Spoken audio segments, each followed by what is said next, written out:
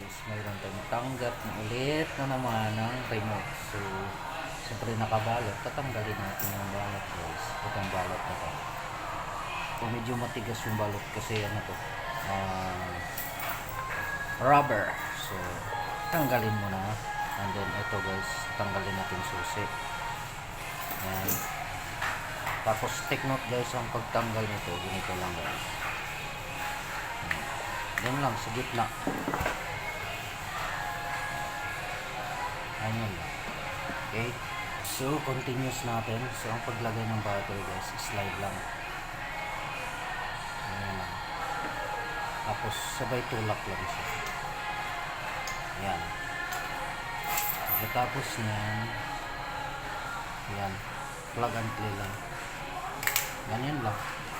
Ganun lang kadali. Kung mayroon kayong mga remote ng ganito guys, ito lang ang gagawin niya. Gagayahin niya lang. Tapos balik natin susi.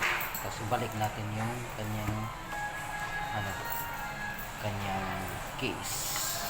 Rubber. Okay, thanks.